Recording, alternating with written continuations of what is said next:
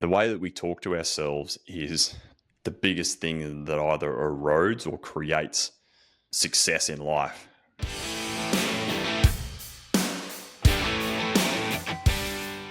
Hi everyone, Rob, Kropp and Dan Stones here from Pravar Group, and welcome back to another episode of The Trade Den. Good to have you back, Dan. How are you? Good to be back, Rob. Yeah, feeling good. Hi, everyone. Looking forward to a big conversation today around a topic that we've all got experience with, which is confidence. Yeah, it's a huge one, isn't it? It really is. And I think setting it up the right way, there's so much that we can take for granted with confidence. It's either there or it's not. I know what it feels like. I've got it. I don't. We're so definitive in all of those areas. But there's something we really want to hone in on today when we do talk about confidence and why this episode matters so much in this context. Yeah, the area we're really going to pinpoint on today is around how confidence drives your decisions and your actions and your behavior to generate the results that you want. There's, as you said, there's so many facets of confidence that we can talk about, but in particular, we really want to talk about how it drives those decisions and actions and behavior. Yeah, you can have all the skills, the strategies, everything in the world that will help with your confidence, but it doesn't mean anything if you don't have the self-confidence to take action at the end of the day. Confidence isn't that nice to have. It's the foundation for taking action. That's how we want you to listen to this episode today. Confidence being your foundation for taking action. Yeah, it's one of those things where I think a lot of people have that mindset that confidence comes before action. But it's really important to remember that confidence is built over a period of time through action. And that's the distinction between the two. It is. It's a big one, built through action. So if you don't actively create the moments by taking action, if you don't take the action, if you don't build through the action, then you're just going to be left almost standing on the edge of the cliff. That fear, doubt, hesitation gets to take over. So you don't act. You walk away from the challenge. You walk away from the opportunity. You walk away from taking action, all because you're hoping that confidence is there before you start.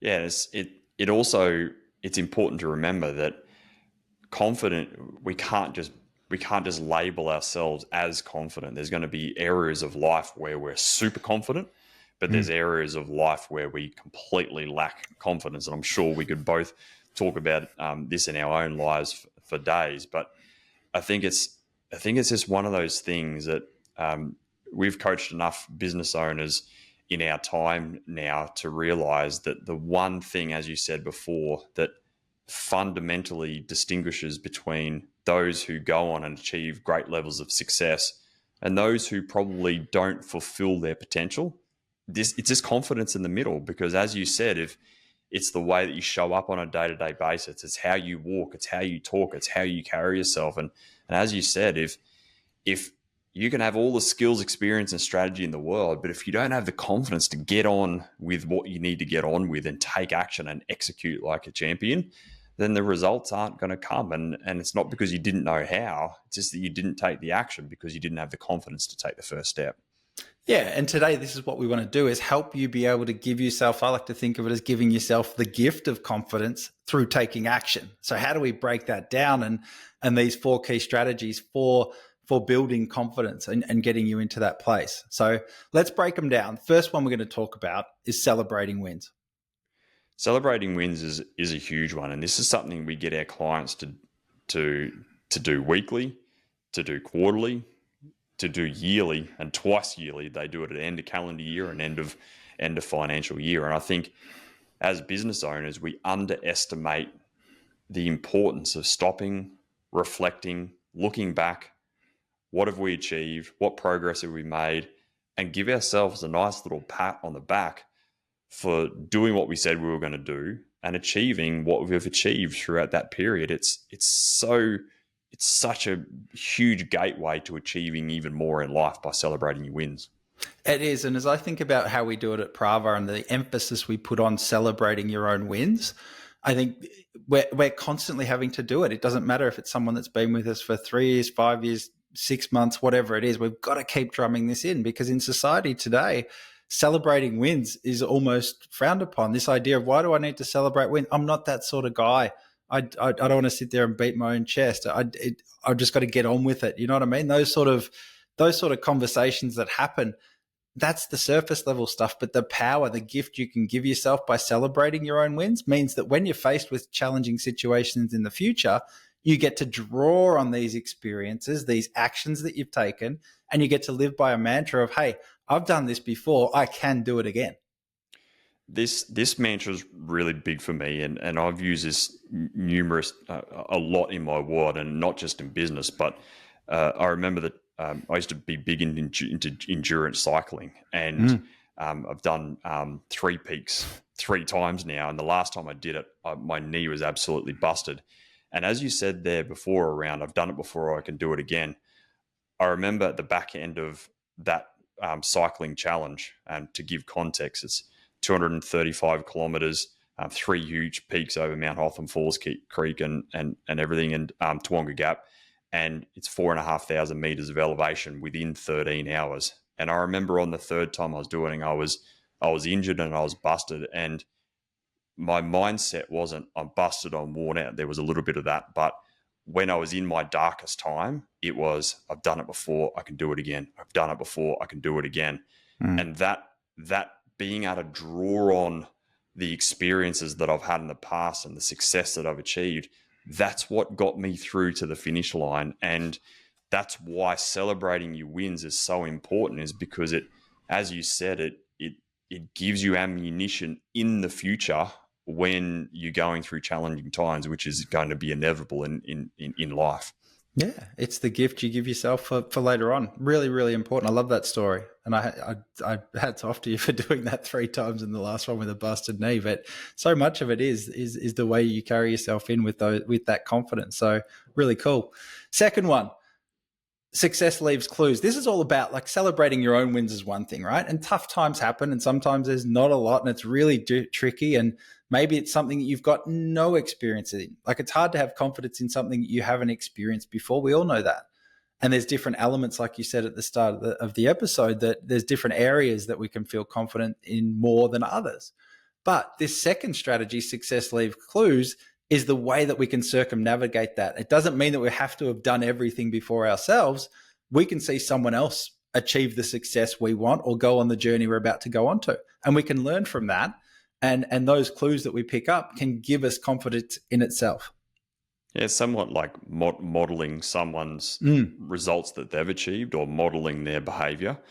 And and I think, as you said, it's not about being envious of what they've achieved. It's not looking at them and going, "Oh, look at them, look what they've achieved. They're a knob, blah blah blah blah." It's not being envious of them. It's having and living by that mantra to be able to go, "Well, if they can do it, so can I." And if they can do it, well, what's stopping me? Nothing really. And if you can really live and breathe by that mantra, it helps you unlock your mind to what's possible, but also help you develop the confidence that anything is possible if you put in the work. For sure. I love that. And I think the idea then of when you hear someone talking about their victories, their experience, learn from it.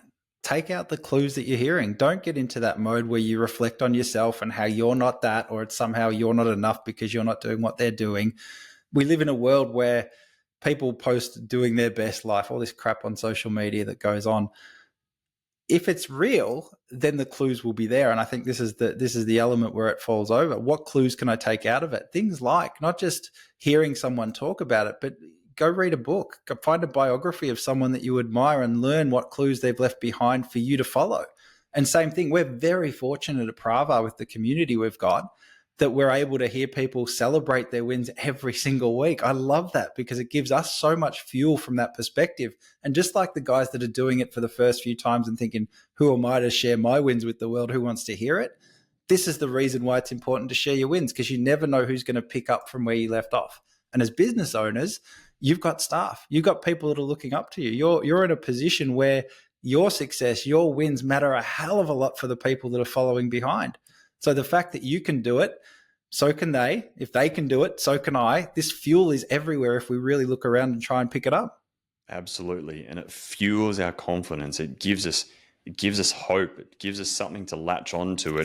it drives us to want to show up and be better and do more and achieve more, because it really unlocks our minds to what's possible. And then we can draw the confidence from them and put it into ourselves. And then we can almost nurture that confidence internally to be able to develop from within, because we can't always rely on external validation. We've got to grab that, put it inside, and then let that internal confidence grow. Because when you develop that level of internal confidence, that's when you become unstoppable on what you do on a day-to-day basis. Yeah, come back to our working definition for this episode. That internal thing that you're putting within yourself that you're talking about, it removes barriers to taking action. It gets you into action quicker when it's there. Correct. So the more we can put in there, the better off we are in terms of getting into action. Third one, this is a huge one. This is a whole nother episode that we need to talk about, I think, and I'm sure we will. But the role of positive self-talk. Henry Ford said, whether you think you can or you think you can't, you're right. And I think that in a nutshell is positive self-talk. But give us your take, Robert, in terms of positive self-talk in the sense of building your confidence up enough to take that action, to take that next step. Yeah, the way that we talk to ourselves is the biggest thing that either erodes or creates success in life. Like if we talk negatively about ourselves of you can't, who are you, I don't know how, that's not possible, who do you think you are to be able to do that? And guess what? That's going to create limited to no results. You're not going to take the action because you're not driving that positive behavior. Look at the other side of the equation. I can, I will. It's a done deal in my mind. Anything's possible. It's just a matter of time. Like two ends of the spectrum, two completely different conversations in the mind create two different levels of behavior and two different outcomes. And so that the way that we talk to ourselves in any given minute, in any given hour, in any given day is what drives our behavior on either a positive or a negative way. And so this whole conversation around self-talk, which you're right is another episode, I believe is fundamental to our success, because our self-talk drives our confidence drives our behaviors drive our decisions drive our outcomes. And so, yeah, self-talk in the end of the is the cornerstone of developing confidence.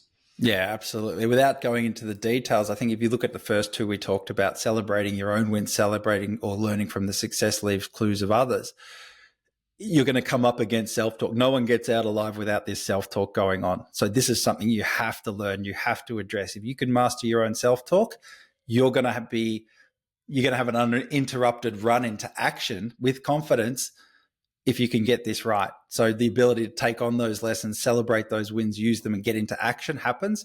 Self-talk's not right. You're going to come and rub up against that every time. Again, to use that edge of the cliff, everything can be in place. It's just about time to fly. Positive self-talk kicks in, you go. Negative self-talk kicks in, you shrink back, you walk away from that edge, you don't take the action. Correct. And this is where you've got to be really mindful of it. And like we've been saying, you're not just a confident person. In business, you might have confidence around doing business development, sales calls, and reaching out, outward bound sales. And that the conversation you will have in your mind there could be completely different if you lack confidence in understanding your numbers or managing people or dealing with conflict resolution, for example. So in business, you're not going to be just a confident business owner. There's going to be areas in business where you are confident or lack confidence. And so you've got to be really mindful of the self-talk in those areas. But what you can do is draw from the confidence in other areas and inject that into the other areas that you're not so confident. Yeah, we'll talk more about that when we get to our challenge towards the back end of this episode. We'll build that in and let you know how you can pull that lever. Last one, your environment. I think one of the fastest ways to build confidence, to get the momentum, to take the action, to keep taking steps forward is to put yourself in an environment of quote unquote success or an environment of confidence, if you like. Yeah, it's surrounding yourself with people where you want to almost model each other's behaviors, and you have a shared vision in terms of where you want to go and what you want to achieve, and you're surrounding yourself with like-minded people to celebrate the wins, get the success leaves clues mantra, and in an environment of positivity and accountability to be able to build the confidence and take action. So your environment really shapes who you are and the action you take and the confidence you develop within yourself. Yeah, and like we said, we're so fortunate that we get to live in this world where we've got multiple communities of people. It's a huge part of our coaching, right? Yeah, it is. And we have different communities for the different levels, because then you can surround yourself with people who are in those different stages of the journey that you're in.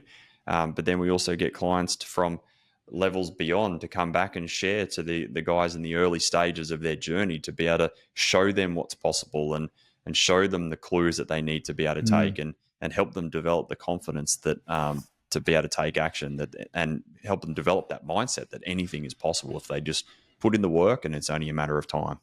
Yeah, and I think that's why so many of the guys we get to work with, they love hanging out in that environment probably more than they do in certain circles that they've either been a part of previously or just hanging out in the real world where it's a very different kettle of fish. So yeah, that environment one's huge.